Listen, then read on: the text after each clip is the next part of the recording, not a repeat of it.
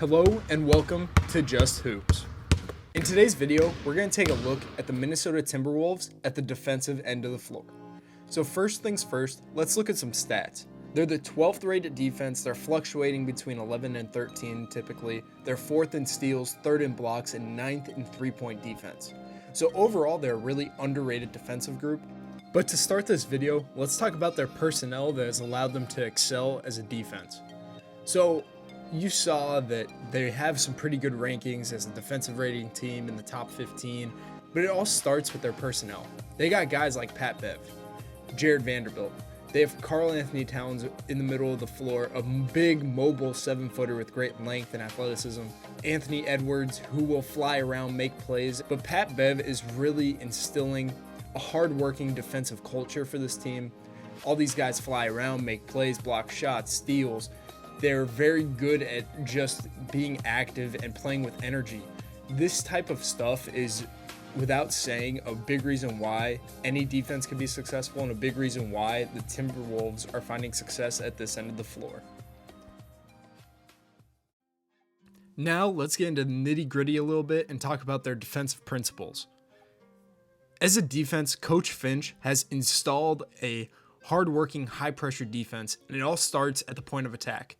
In this clip, it's a perfect example of how they value ball pressure. Anthony Edwards gets open to the ball, guards his yard, does his job, and is guarding with pressure and the ability to contain the drive. You'll see in this clip also that they really get up into the ball. They pressure to the point that they are capable of, but also try to contain to your ability. They really have value in loading up the paint on the backside, making sure that the help side is very loaded.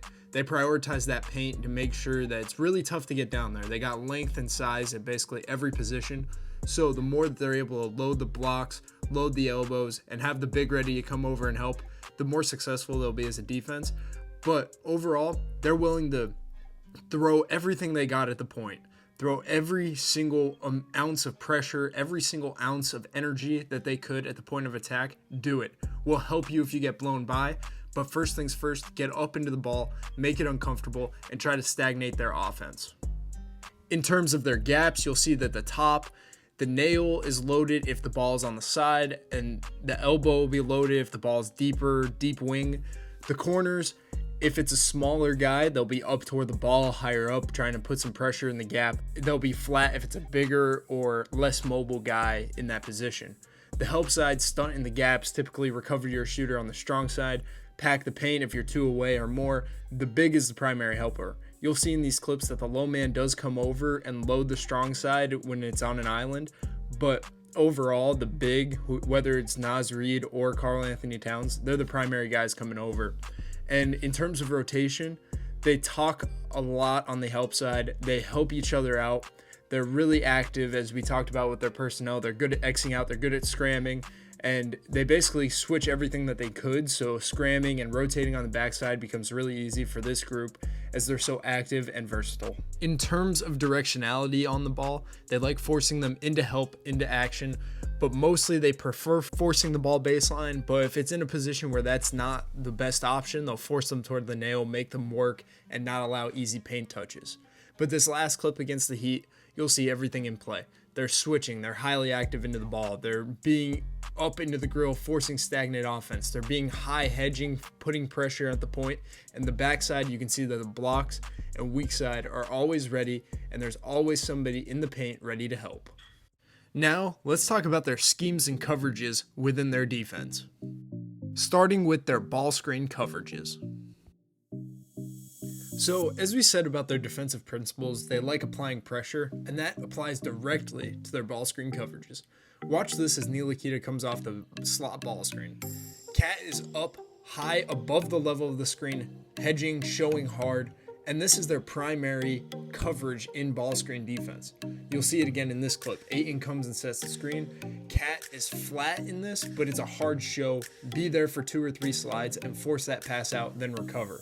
The backside flattens out and it allows time for the big to recover. He'll get up into the ball, force that pass out, and recover. The big has a lot of work to do in this coverage, but it allows them as a defense to apply pressure in a variety of ways and really force the ball out of a primary ball handler's hands and put the big in position to make plays on the floor. This blitzing, frenetic, high-showing coverage that the Timberwolves typically like to use as their primary coverage is also used in different situations. So say they're playing a star player like a Luka or Jason Tatum, they're going to blitz him all game, unless if it's switchable, which we'll talk about later. But those situations, and if the screener is not a hard roller, hard diver paint threat, they'll typically drop in those situations, but their primary look is, hey, let's get open to the ball, let's get pressure, let's force the ball out of the ball handler's hands and make a play. Other ball screen coverages that they use are flat, softer shows, they drop, they'll weak in the middle of the floor. These coverages are used against non-shooters, non-threats, and if there is that hard roller that we talked about earlier. But also, let's talk about their backside a little bit. They do a really good job at flattening out and just forcing the ball out of the paint. So inside ball screens, they plug the rim with the low man, they zone up two away, and the high guy stunts or bumps the roll or is just really active in that nail area. In middle ball screens, they'll flatten out along the baseline. Two-man side is the low man at the rim, and the high side drops on the two-man side. That allows for flat and allows for easy scrams and covers out of that. And lastly, in terms of switchable situations, they like switching 1 through 4. They have guys that can do it. They're really active. They'll switch the big in situations that they need to, but switching is their primary thing for smalls. Now, let's get into their off-ball action coverages. So in terms of off-ball actions, off-ball movement, they keep it pretty simple, and they like locking and chasing the guy coming off the screen. So you'll see this in the middle of the floor, the veer. You'll see Taurean Prince tries to chase Luka off the shot, gets a contest though. The big in these situations is dropping to contain the drive and force tough mid-range, tough twos with a rear view contest. The whole point of this coverage is just to really make it tough for a shooter to get a clean look and also force them out of deep drives off of curling off these screens, or if they fade, it's really tough to get downhill with the big clogging the lane or the screener's man clogging, and it's really tough to get a clean jump shot off due to the chase and the connectiveness of the defender. They're also willing to switch these situations if it is switchable and in emergencies. Now, let's talk about handoffs. So with handoffs, they are pretty aggressive and they revert to their ball screen style of defense. So 1 through 4, they will switch. They'll switch up to the ball, switch flat and peel off also, depending of where it is, who it is. They like staying attached to the handoff man, and they'll go under to contain the drive. So they'll peel off, stay connected to that man handing off, and they'll be flat in their switch to really prevent that drive. With the big will be kind of in a position where he could judge what he wants to do.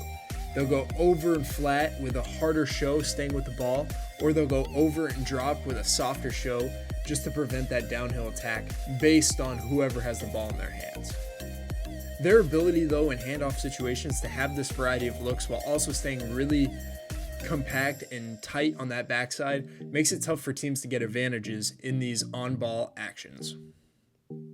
So to wrap up this video, the Minnesota Timberwolves are a highly underrated defensive team. They're currently sitting at the 7th spot in the West, and they're looking to move up, and they're looking to make noise in the playoffs. A big reason that they'll be able to make noise and do something productive for the first time in the playoffs in a long time will be due to their activity, disruptiveness, and energy as a team defensively. This video hopefully sheds some light on what they do that has made them successful this year. And for more content like this, please like, subscribe, and share, and we will catch you guys in the next one.